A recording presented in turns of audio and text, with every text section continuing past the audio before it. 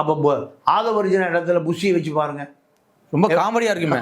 முந்த நாள் விஜய் கார்ல வர்றாரு, பின்னாடியே ஒடியாடுறாரு. அது பொதுச் செயலாளர் இல்ல, அது என்ன சொல்றாரு, எங்க தலைவரை 4 இடத்துல நாங்க நிறுத்துவோம், 2க்கு மேல நிறுத்த முடியாதியா. இது பேசிக்கியா, அது பேசிக் நாலேஜ். இது 4 இடத்துல நடத்துவோம், எங்களுக்கு கவலையே இட்டாண்டு வர்றது இட்டாண்டு போறதாயா, இந்த கதையில ஓடிட்டு இருக்கு.